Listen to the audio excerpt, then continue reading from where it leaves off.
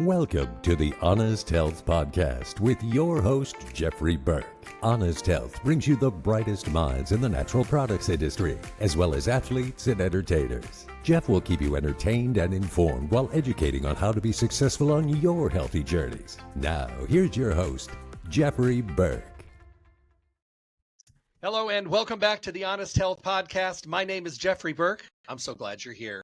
This is my new platform, bringing you the most up-to-date, groundbreaking information from some of the best minds with the natural products industry, as well as many voices from outside the industry as well, all of them with great messages and stories to tell, because everyone has something to share, and we need to be wide open for that great information. If you like what I'm doing and you like what we're doing here on the platform, make sure to give me a like, a share, and a subscribe, or better yet, do all three. My guest today is Dr. Andrew Fix. You're going to really enjoy this. He is a physical therapist, a movement and mobility coach, and also host of the Code podcast. He's also board certified, specialist in orthopedics and health and wellness coach, certified through Precision Nutrition. I think you're going to really enjoy this today. We're going to talk about the things that we probably should be talking about, but many times are the things we put on the back burner until things are out of control. Help me welcome my guest. Hello, Andrew. How are you? Hey, Jeff. Good morning. I'm doing great. How are you today? I'm doing fantastic. Thank you for taking time out of your day. And I think this is really important information. And I think most of us today, I think we try to get things done and we try to really take care of ourselves. But I think a lot of us have a tendency to back burner things until later down the road. You know, you or I were just talking previously about sometimes it takes a catastrophe for somebody to get motivated. Yeah, it's unfortunate that is the truth, that sometimes it does take some big, massive events, somebody undergoing a heart attack or someone that they know undergoing something, a cancer diagnosis or something, to finally snap them into prioritizing their health and wellness. What was it that got you into your industry? I mean, was it something you had a passion about when you were younger? Is it something you developed along the way? Yeah, good question. I feel like my story was probably similar with a lot of other physical therapists out there. It was kind of one of those events, but not quite a dramatic, super serious one that, derailed my life by any means. But the first interaction or introduction that I ever had to physical therapy was actually when I was in 8th grade. I was running sprints at football practice, and I just felt this pain in the front of my hip, the front of my right hip, I believe it was. Didn't really know what it was. It felt like maybe you strained a muscle or pulled something. So fast forward a little bit, my parents took me to the physician's office to see the orthopedic, and they had diagnosed me with what at the time they called a chipped hip. And they were probably using those terms just to, tell me because I'm an 8th grader, or tell my parents because they're not providers, like what it was. At the end of the day, what that meant was I had an avulsion fracture of part of my pelvis. And they used the term hip because the muscle that had pulled a tiny little chip or piece of bone off of my pelvis, which is an avulsion fracture, crosses the hip joint. So it was like one of my hip flexor muscles had created a little injury. And I had to be on crutches for a few weeks, I think 4 weeks maybe. I missed a portion of that football season. That was the first time I ever missed any of my sports activities with an injury. And I had to go to physical therapy for several weeks. And at the time, in 8th grade, I didn't really know what I wanted to do, right? At that time in my life, I probably still thought I was going to be a professional athlete or something in my life. But that was my first exposure to it. Fast forward to senior year, or I guess the summer between junior and senior year of high school, I had the opportunity to watch my father go through rotator cuff repair and rehab. And he had torn a tendon there in his shoulder, one of his 4 rotator cuff muscles, had surgery. And I remember driving to football camp, and he couldn't even turn the blinker on with his arm. He had to use his leg to raise his arm up to click the blinker. And we were traveling to a football camp. Well, during that process, I got to shadow his physical therapist that he was seeing. And it was at the same facility that I had gone to 4 years prior, just not with the same person. And that was at the impressionable time where I was trying to decide what I wanted to do. What am I going to go to school for? Where am I going to go? What am I going to study? And then during that senior year of high school, I had another injury. I had sprained my knee in practice, missed half of my senior season of wrestling.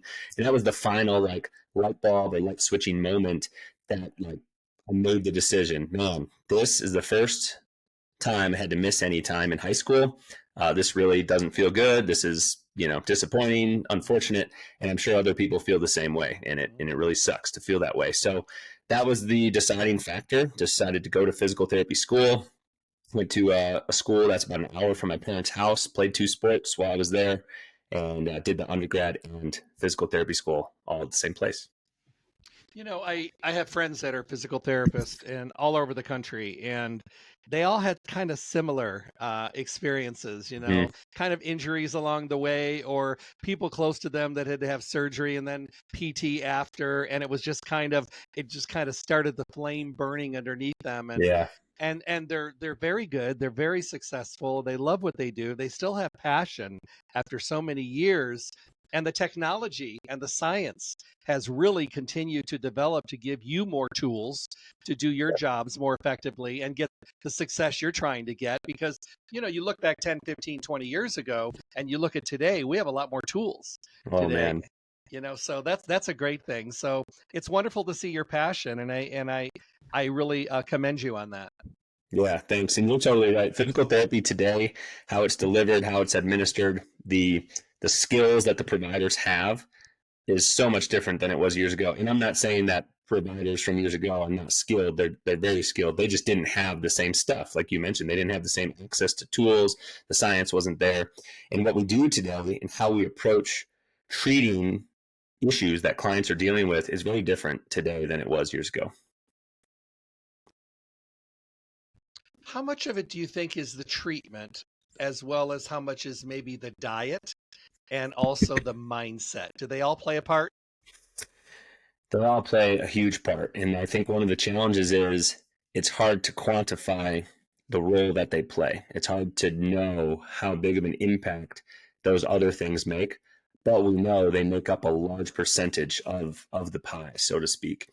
The the easy thing I think as a provider is to look at something very biomechanical, right? To say someone has back pain or someone has knee pain, and I understand the muscles, the joints, the bones, the tissues, like I understand the physiology, but it's not as simple as that. Our human body is so complex.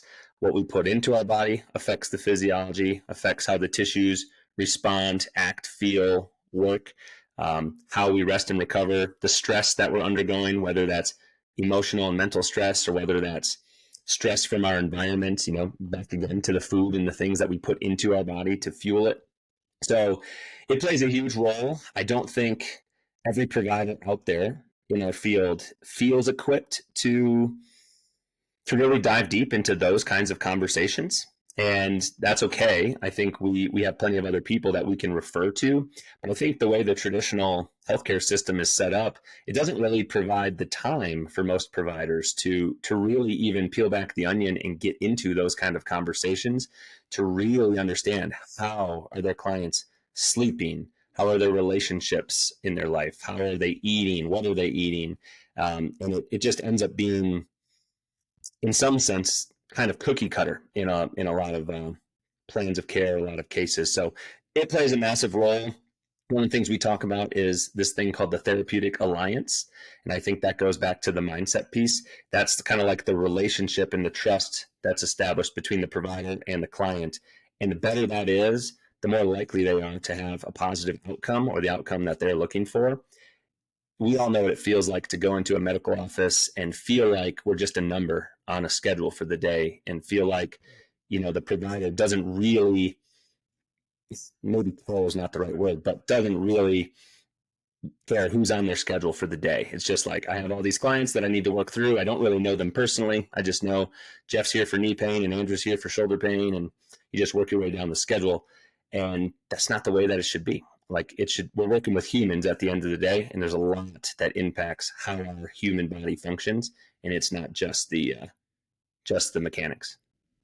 And that makes a great point, because I think the relationship between your medical practitioner and you, there has to be a trust there, but there also has to be a respect. And I see so many people that are in the medical industry that have lost their passion, Hmm. and they're not looking for the respect. They're turning the egg timer every 3 minutes or 4 minutes and going room to room to room to room and doing what they do. But there's not that wonderful cohesive relationship that needs to be there. If I'm working with a doctor, and I'm really picky about the doctors I go to, I have relationships with them, and we get along and we joke because we make it human, and we make it, involved, and I ask the questions I want to ask. And I think everybody needs to have that. If you're hiding your nutritional supplements, or you're afraid to ask your doctor questions about alternatives to some of the meds that you're on, then you don't have the right doctor, or you don't have the right relationship. And I Yeah. think we need to have that. And some people like, well, it's okay. I go every 6 months. I'm in and out in 5 minutes. I don't really care. Well, you need to care, because the Yeah. 6 months in between, the success of those 6 months is going to be based on a lot of that appointment and the way you felt while you were there and how you felt when you left. Yeah. Yeah. I like that you really highlighted the importance of the time in between the appointments, because the appointment time, whether you're in our office doing a physical therapy session at Physio Room, or whether you're seeing your primary care provider, the appointment is really there to help like make sure your path is on the correct trajectory, to make Mhm. sure that you are doing the right things in between appointments to get you to where you want to go. The phrase that I like to use to a lot of clients is, I'm here to essentially like be a consultant for you, your body, your health, but I can't do it for you. You have to be the one to CEO your own healthcare, right? Yep. You're the CEO of your own health. And when you go into a physician's office, like you're the one that needs to direct and steer the conversation. And Mhm. they are a guide for you to help you, determine the correct path to go down, but they can't do the work. And when you see them again in 6 months, if you don't implement any of the things that you talked about, there's not going to be any changes. Or if there are changes, they're probably going to be in the opposite direction that you're hoping for. I tell people all the time when we start talking, or I do consults, and I've been doing those for decades now. I'll say, when you make your doctor's appointment, put a pad of paper on the counter. Every time you think of a question that you want to ask, that you think you're going to remember, that you most likely are going to forget, write it down. Take that pad in with you, because how many times do we leave and we're like, oh, I should have asked about that. I should have Right. asked about that. And then try calling back to that clinic and getting an answer when you've Mm-hmm. lost your audience. Yeah. So I think it's really important to do that. And I really think it's like hiring a plumber. There's good plumbers, there's bad plumbers. If you hire a plumber and the house is flooding and they're not fixing anything, you fire them and then you hire somebody else.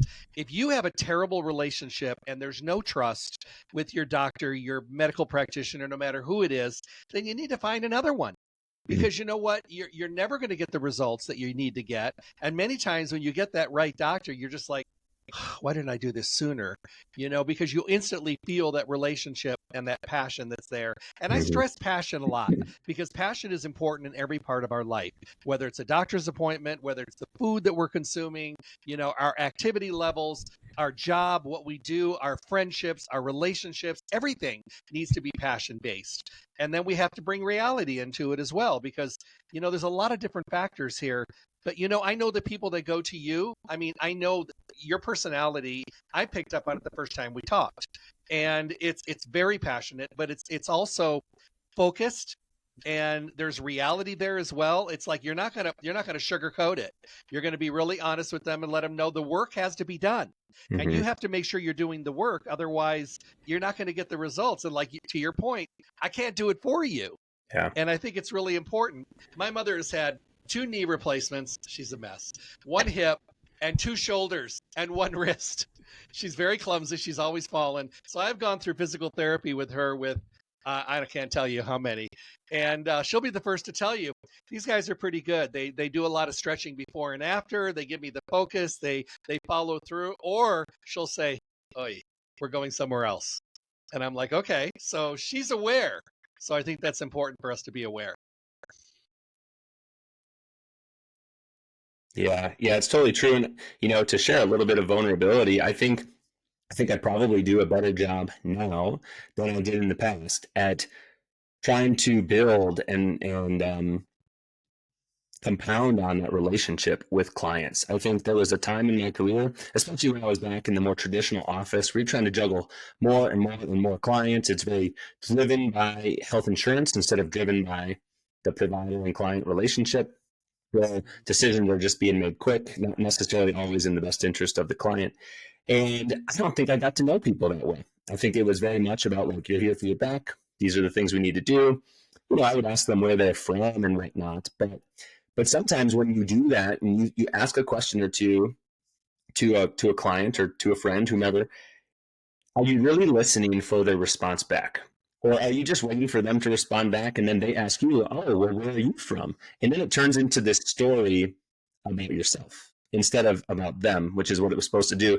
And I think early on in my career, I was traveling around, moving to different places, working in different states than where I grew up. And I think that was happening a lot. I was asking clients about them, then they were asking about me. And because I was the new one to town and they were the local one, it turned into this big conversation about me and where I came from. And honestly, it took me being completely oblivious to this and receiving some feedback from a colleague for me to become aware of it. And then it completely shifted how I have conversations with clients. And I really try, and I say try because by no means am I perfect at it, to really listen for the responses that people are giving me to the answer or to the questions that I ask them. Like, what are their answers? And thinking about those and then responding back and like keeping that conversation going and making it about them, because they're the one there paying for the appointment. It's their time. It's not my time. So, and we want to get to know each other. The thing that I think I like most about my opportunity to work with clients is hopefully they would all feel this way. You were saying if the passion doesn't feel like it's there, if you don't have the relationship, then you should go find another provider. And I think it's the same as any other relationship in our life, like whether that's with, your family member, your spouse, your whomever, your significant other. There's times where that level of passion is probably going to go up and down a little bit like a roller coaster. And what you want to do is if that passion, if that flame is not continuing to burn, it's gone. Yes, you probably should go find somebody else. However, I believe strongly that you need to really make sure that you've exhausted the effort to put forth into that relationship so that you can say without a shadow of a doubt, nope, I did everything that I could do and it still didn't work. And this is why I'm moving on. So like if there's any client of ours at Physio Room and mine listening to this, and you don't feel like we have that good relationship, well, I want you to tell us. I want you to let us know that so that we're aware, so that we can fix that and we can make sure that relationship is strong. And then if you don't feel like that's happening, then yes, I would encourage you to move on too. So, because we want to make sure that's the case for everybody that we have the opportunity to interact with. And I do respect that touche. That's the part I think I probably missed there, but I think it's true. We need to exhaust all possibilities, give them the chance, say, look, I don't know if this is working between us. These are some things that I want to focus on. Are there things you're comfortable focusing on? I like the words exhaust all possibilities. So, and I think that's true. And then at that point, then it's fine. Yeah. Then Yeah, you move absolutely. on. And how many times have you said to someone, or have you heard someone say, if you were in better shape, this injury may not have happened? Because I hear that a lot, but I also see people that are in the best shape in the world and they get hurt as well. So is the fact to be in good shape? Is it a flexibility issue? Is it having your internal health in better manner? Or things just happen? Yeah, I really think it's a combination of all those things. The answer, this was kind of the common theme from physical therapy school and in our profession out there. A student asks a professor a question, or a client asks a provider a question, and what they're looking for is a black and white answer. True. And that's just not the way that it is, unfortunately. The most common answer that instructors gave us in school was, well, Andrew, it depends. And you say, what do you mean it depends? It depends on what? Well, it depends on all of these things. We started to talk earlier about sleep and stress and what we fuel our body with. At the end of the day, I was having this conversation with a client yesterday. The more fit and resilient and healthy your body is, the more resilient or the more immune to injuries and setbacks you're going to be. Now, nobody is Superman. None of us are going to be able to prevent any and all injury or situation. Accidents happen, right? There are athletes that are in phenomenal shape. They're doing activities. They tear their ACL. They injure their shoulder. They tear their Achilles or something like that. And these are things that, if you look back on this, most of those folks that tore their Achilles, for example, well, they were probably dealing with Achilles pain before that happened. Like they probably were dealing with an issue that was kind of there brewing. It didn't probably just happen completely random out of the blue. But the more fit and resilient you are, the better you take care of yourself, the better off you're going to be, and the less likely you are to sustain some type of injury or setback. I think I like to use the analogy of a haystack, where someone might be doing something very simple. Loading the dishwasher is a common example. Someone's twisting, bending, putting plates down in the dishwasher, and they tweak their back. And they say, dang it, I hurt my back loading the dishwasher or picking up something simple off the floor. And what's easy to think about is it was this one event, it was this one moment that happened when I did this. But how many thousands of times have you done that activity without even thinking about it and you did not get hurt, right? Like you got away with, I like to use the word got away with, or you were able to get past doing something without thinking about it with poor form, probably thousands of times. And this was just the final drop on the haystack. Like this was the final straw, so to speak. Or I like to use the example of a battery. And a battery has a certain number of like duty cycles of energy that it can do before it is out of energy, right? And it's dead. That's kind of the way that our tissues and our joints and our body works, is you have so many duty cycles that you can do before you have to pay the price for it, right? Before you have to pay attention to it. And the more resilient your body is, the more duty cycles you're going to have to be able to do something, to bend over and pick something up, to put that suitcase overhead into the compartment and not injure your shoulder. And then if you're not taking care of yourself, there might be that one moment where you do injure yourself doing that thing that you've done thousands of times before. And you have to remember it's not just that one time. So it's all of those things. The answer is not black and white, but if we take care of ourselves, the chances are much better that you're going to live pain and injury free. So to your point, many points there that I think are wonderful. If someone is in better shape, is their recovery easier because the body is healthier? 100%, without a shadow of a doubt, that is a fact, what you just said. The term prehab has been thrown around a lot out there. And you mentioned knee replacements that your mom had gone through. So like that's a common one where somebody might have knee pain, significant arthritis. They determine with their orthopedic that they're going to have their knee replaced. Maybe the physical therapist or somebody was involved in that conversation too. And if they're not already seeing a physical therapist or some other type of rehab professional, they may be prescribed or sent to them to do prehab, to start to go through the rehabilitation process prior to the procedure taking place. And doing that significantly is going to improve the rate and the quality of your rehab on the back end, how quickly you get back going and back to feeling close to 100%. We have clients in our office that we have the opportunity to work with that are in better health, and they go in for a procedure and they come out so much better off on that back end of that than somebody who was in a less good place going into that surgery or that injury.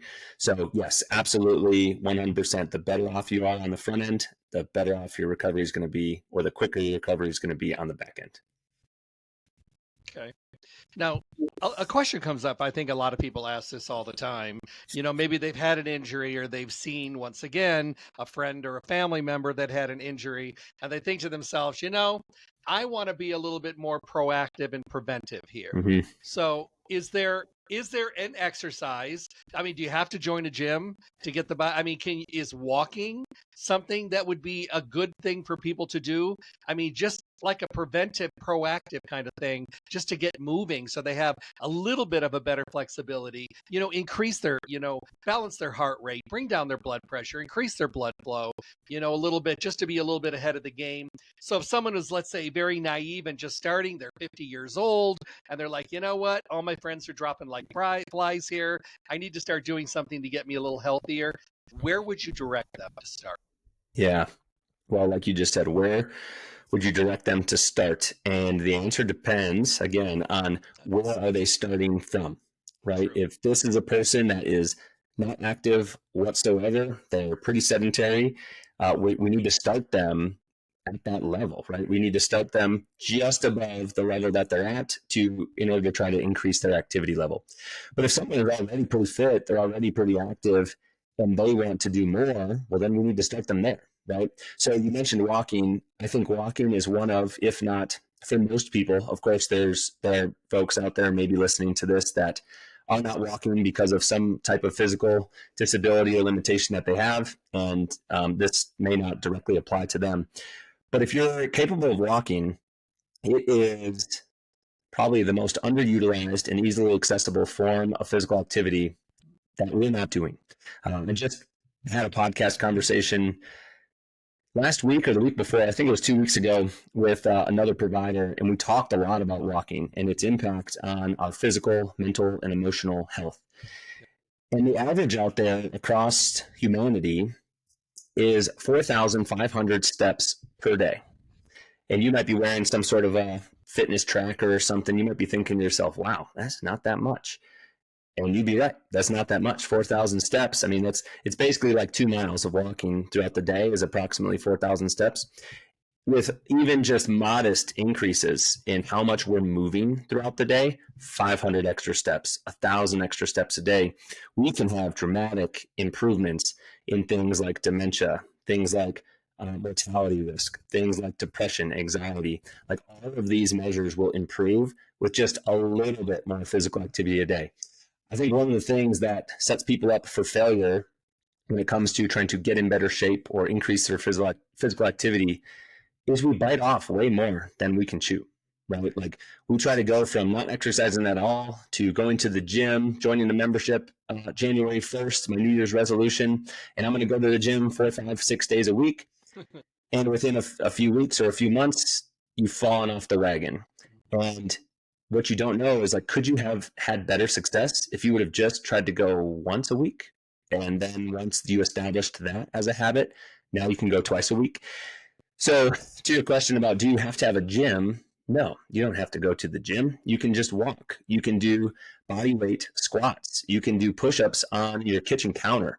Like whatever the thing is that's just a little bit more than what you're doing now, that's where you should start. And then when that becomes easy and that becomes a habit, then you stack on another one, then you stack on another one. And whether it's somebody like myself or another fitness professional out there, that's who I would recommend to help you put together that kind of routine or program for you if you're struggling to do that yourself, right? Not everyone knows, like, what should I do? So we can help you determine what you should do and help you tailor that to fit your lifestyle and fit your day and fit your weekly schedule and whatnot. Because that's the thing, like we need to prioritize these things and we need to schedule them in. It's probably not going to come as a shock to those of you guys listening that like the people that are the most consistent with their fitness and exercise routine are the ones who do it first thing in the morning.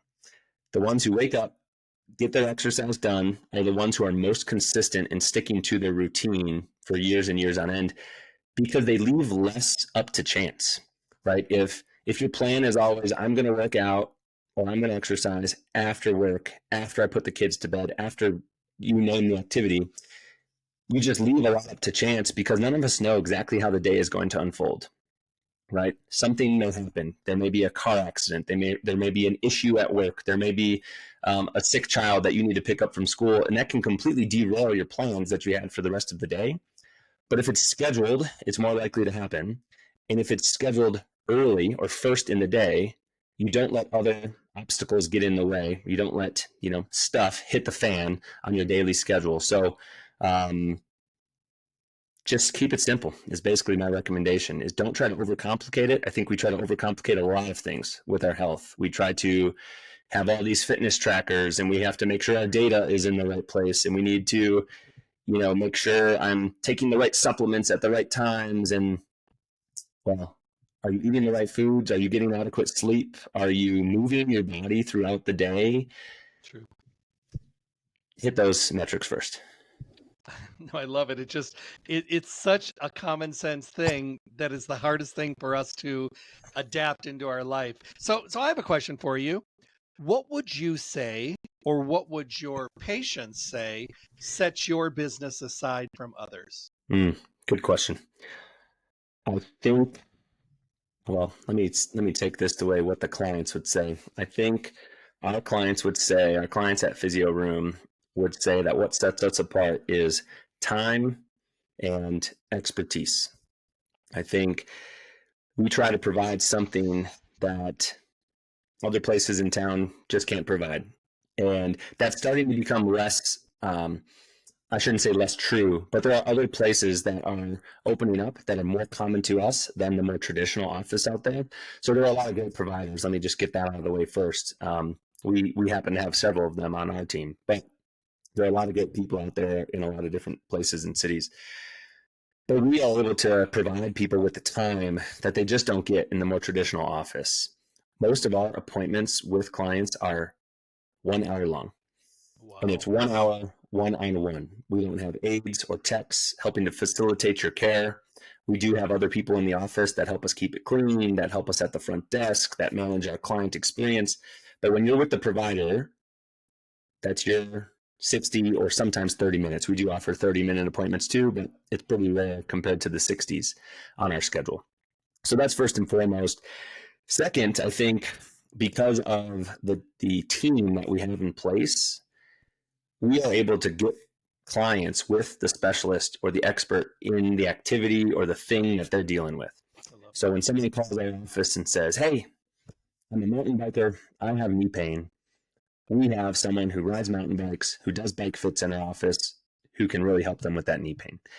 If somebody calls and they say, hey, I'm a golfer, I have back pain, well, we've got 2 people that specialize in golf on our team. If someone calls and they say, hey, I'm a runner, I have foot pain, Dr. Andrew is your guy. He's our running expert. He's going to take great care of you.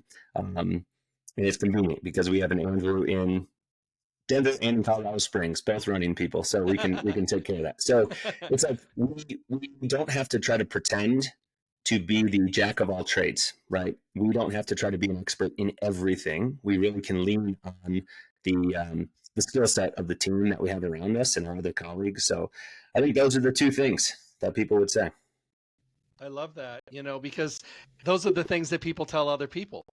And because conversations come up today, I travel so much that I hear these conversations. I'm always in an airport. I'm always on a plane, so I'm traveling constantly. So the things I hear is, how are you? How are you feeling? How's your back? How's your neck? How's your knees? How's your hips? And this kind of stuff. And, what is the doctor saying and all this kind of stuff. And, and I embed myself in conversations as much as I can. And it's amazing how many of them have not taken the time to do anything past the medication or the 6-month doctor's appointments to renew the pain medication. They have not been suggested, or maybe they just didn't follow through with the idea of physical therapy. And so many of them are vacant in that very important part of the process. Yeah. So of course I get intermingled, and of course I suggest it because I think it's that important. Yeah, I like to use the word enough. Sometimes a person has not dealt with a pain or an ache or a physical limitation bad enough to really do something about it. And we talked about, like, does it take a big health scare to finally motivate you to get healthy? And unfortunately, sometimes it does. What I try to do when I'm conversating with clients is not necessarily use fear as the motivator. Like, I don't like to tell people, well, if you don't do this, this is what's going to happen. However, I do let them know the reality of, these are the things that are likely to happen if we don't address this appropriately right now. But what I like to use instead is kind of like flip that conversation around and use more the positive aspect of, you told me that running is important to you, and this is why you like to run, and this is, you want to be able to do these activities when you're 70, 80 years old. You want to be able to play with your grandkids and pick them up off the floor. Well, I mean, if you want to be able to do certain things when you reach an older age, well, what can you do now? And how physically capable are you now? Because the truth of the matter is what's going to happen is our physical abilities, our resiliency of our tissues, our strength, our stamina, all that stuff is going to decline as we age. And that decline starts happening pretty much when we're in our 30s, right? You turn 30 years old and stuff starts going downhill unless you're really doing something to combat that and to prevent that and slow the rate of decline. And I'm not saying that you can't improve when you turn 30. You absolutely can. But we're still going to be gradually declining, and we want to slow that as much as we possibly can so that we're as capable as possible the older that we get. Because I was listening to another podcast and I thought this was so funny but so true. The host said, I don't think there's ever been a 90-year-old that said, I wish I was weaker. I wish I had less energy. I wish my bones were more brittle. Like, obviously, we all want to be able to do all sorts of cool things when we get older. And the only way we're going to be able to do that is if we continue exposing our body to positions, to challenges now, when we're younger, when you're 20, 30, 40, 50, however old you are, you input the number. What are you doing now to set yourself up for where you want to be in the future? And that's the motivating factor that I like to, rather than the fear, try to use with clients, is just help them see where they're going and how we can get there. It's interesting, and thank you for those points. Those are amazingly valid. I have a really good friend, and he's a doctor, and he's an anesthesiologist, and he hurt himself being an athlete for many, many years, and he will tell you that he takes opioids every day. He's been taking them, and it's what gets him through the day. So we had this conversation about a month ago, and I told him, and I said, how about some physical therapy? He goes, I don't hurt anymore. And I said, okay. I said, so humor me. So he actually weaned himself off the opioids to prove a point that he wasn't covering up the pain. And about 2.5 weeks after he was completely off, when it was brutal, I'll tell you, him coming off, he was on them for 20 years. Oh. So he got himself off of them. And all of a sudden he realized that he was in so much pain and so much discomfort that he was band-aiding everything with the pharmaceuticals. And I kept thinking about how many people do this out there every day. So I finally got him. I got him hooked up with a colleague of ours. He's been going through physical therapy. He is doing remarkable, and he's off the opioids. Oh, wow. He would have continued on these forever, damaging his liver, becoming more and more addicted. They would have to take more because they stopped working. So I told him, I said, now that you see this, do you think about people that have been on opioids for a long time as masking what really is going on, and maybe they have no clue? And he said he's totally on board. So now he's like talking about it to people, even patients. And I wonder how many people out there, because they don't have a clue how much pain they're in because they're putting a Band-Aid over it. Yeah, I love hearing these types of stories because it just is so powerful, right? It's so powerful when you hear something like that, because it lets you know what's possible if you just put in the effort. And physical therapy takes effort. It takes effort on the providers, and it takes effort on the client's end, right? And it takes more effort on the client's end, right? I think, the challenging thing as the provider is helping people understand what's going wrong, crafting the plan, what we're going to do about it, building that relationship with the client. But the client's the one that has to do a lot of the work. We're doing the hands-on work there in the office, but still the schedule, logistics and stuff, well, that's more of a challenge on the client's end. Like, you have to get yourself there to the appointments, and you have to make the time and make the priority to do it. But at the end of the day, we physical therapists look through things from a function lens more than a pain lens. Obviously, we care about pain, and pain is a very multifactorial thing. Pain would not happen in our body without the brain, right? We don't just have pain in our arm because we have pain in our arm, right? We have pain in our arm because our brain says that's where we're feeling the pain. And if our brain wasn't functioning, we wouldn't feel that. Pain is a protective mechanism for our body. It's like an alarm, right? It helps us understand that something needs to be changed. It helps you know if you put your hand on a hot stove burner that you need to move your hand, because if you didn't have the brain telling you, ow, that hurts, you would keep your hand there and you would really damage the skin and the tissue on your hand.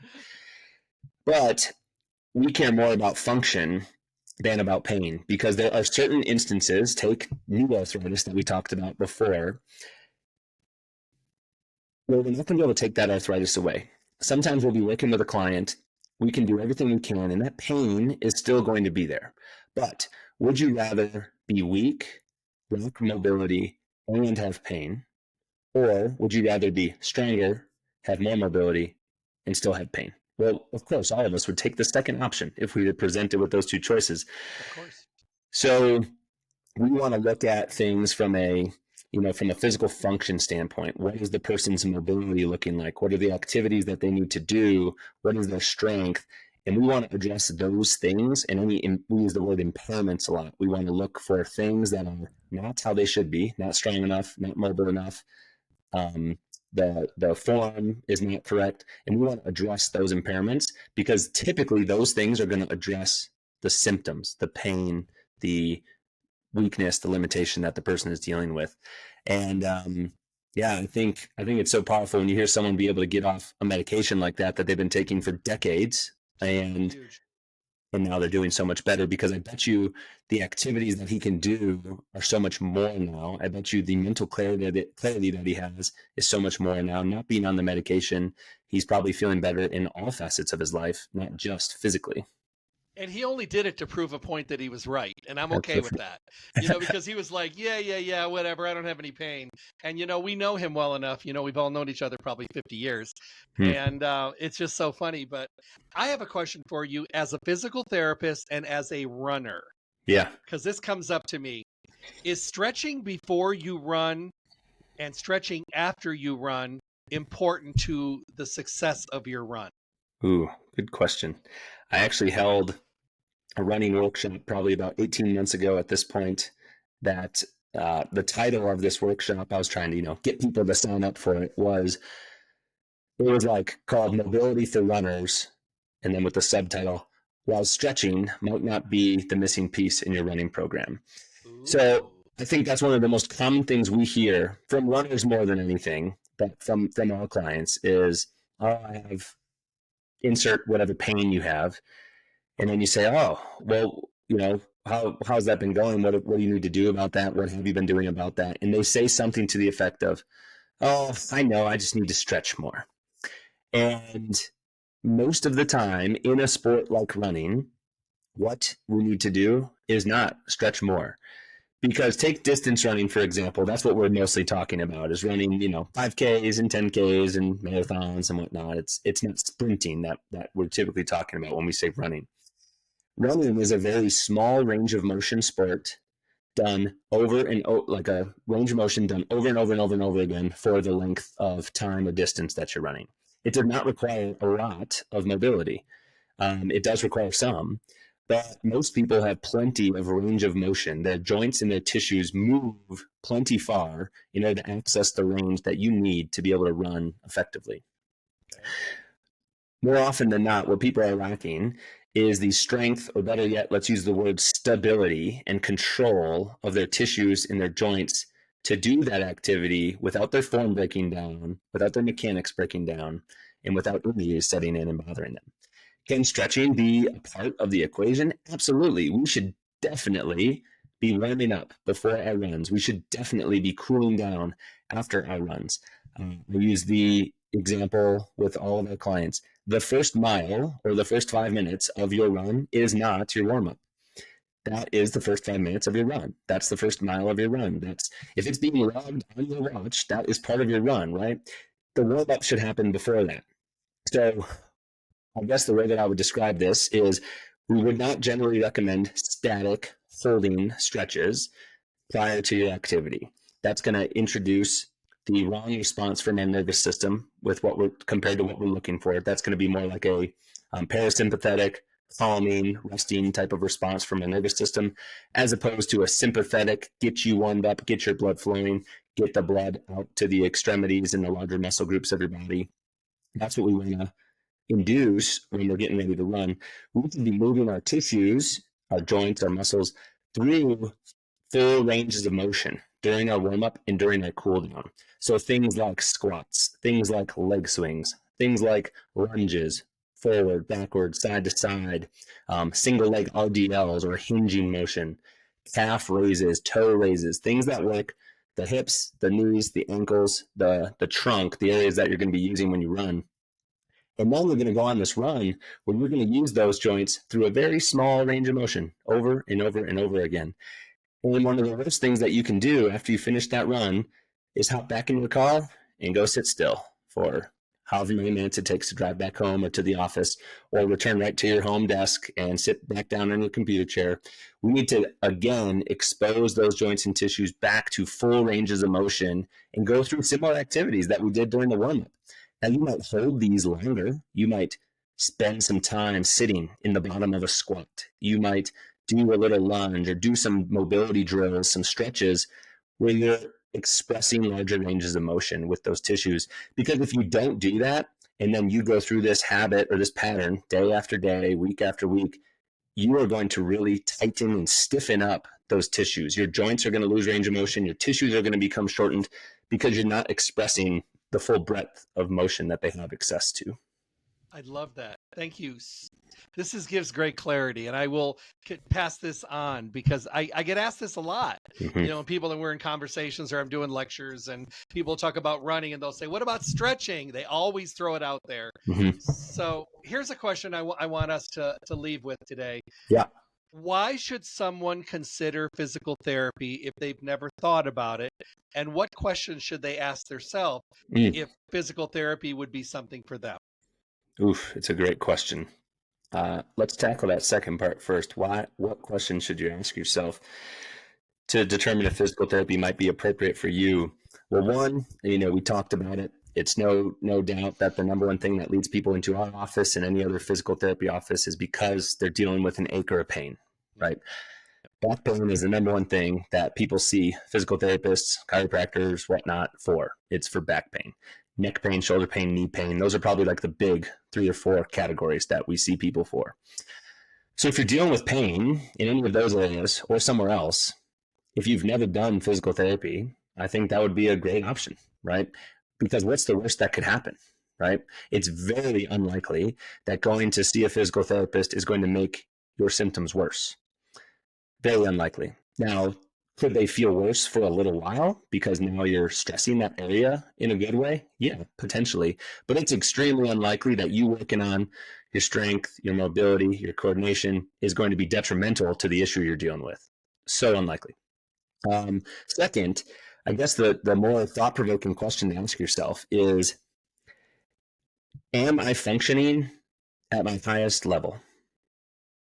And if the answer is not yes, which is probably not going to be yes for any of us, right? Because most of us probably could imagine a world where we are more physically capable, where we have more mobility, where we have more capacity to do things than what our current state is. Unless you're like an elite level athlete, and then, hate to break it to you, pretty much all of them are working with a physical therapist or some sort of strength and mobility coach on a daily basis. And that's part of the reason that they're at the level that they're at now today. True. So is your function where you want it to be? Are you completely satisfied with the level of physical capability that you have? And if the answer is yes, and you have no pain, then maybe you don't need to see one. But if you want to keep it there, it might be still appropriate for you to go see a physical therapist. If you want to keep your car running appropriately, you should do the regular maintenance to your vehicle. Well, we should do the same thing to our body, do the regular maintenance. So I think that's probably the answer. Was there another part to that question that I'm forgetting?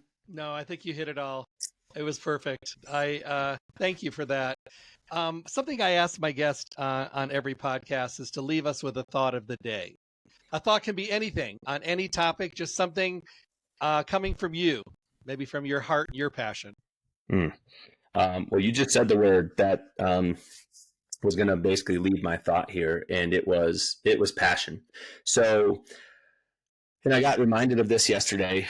I was doing a podcast with one of our clients who is a phenomenal athlete. He's such a good runner, and he's going to be competing for Team USA in the 24-hour World Championships coming up in a few months. And he was reminding me that every day, not every single day when I wake up, do I want to go run? He's like, there's many days where I do not want to run.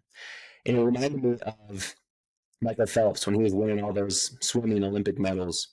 And I remember reading or hearing something that he said, like, man, there were a lot of days where I did not want to get in the pool.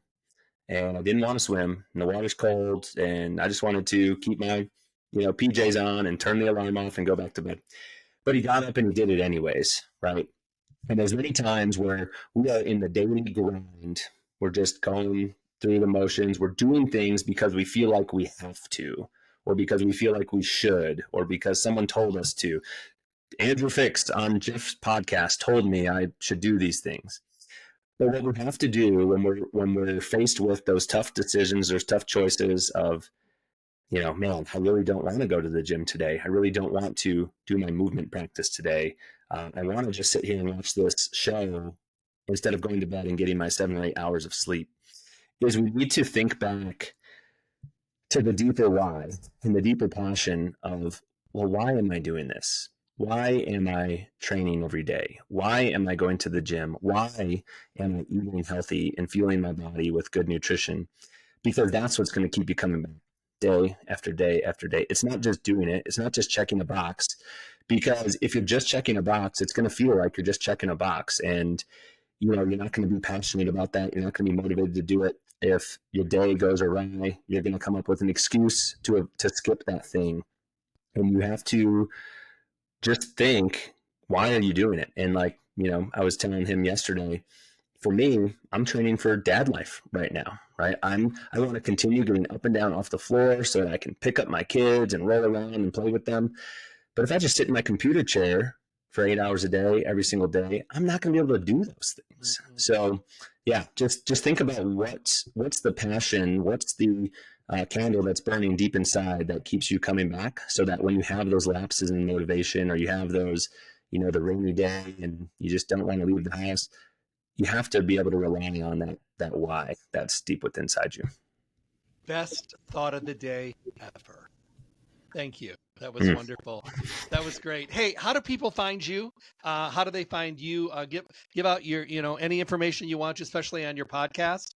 Yeah, man, I would be so grateful if anyone listening to this cared to come check out my podcast. We just, I literally just this morning, as of the recording of this, submitted the episode that Dr. Jeff Burke and I did. So that'll be coming out next week.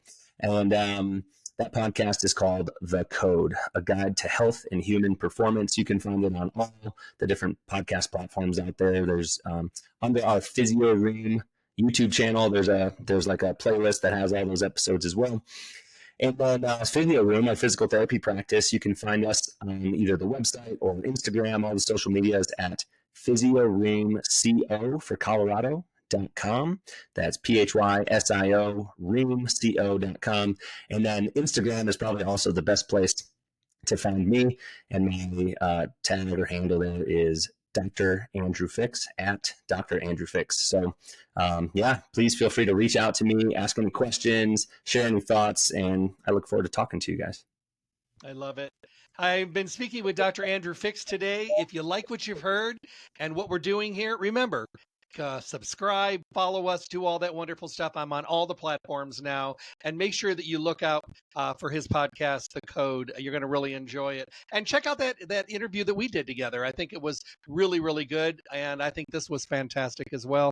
Andrew, thank you. What an absolute pleasure to have you here today.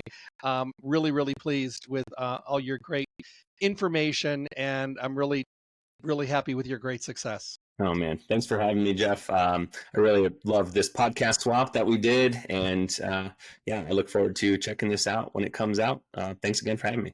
Will you come back and see me again? Oh, I'd love to. Sounds wonderful. Have a great day, everybody. Do something good and do something just for you. God bless. Stay tuned for more information from the Honest Health Podcast with Jeffrey Burke. And make sure to check back often for interviews and conversations from the guests we all want to hear from. I'm John the Announcer. Thanks for listening.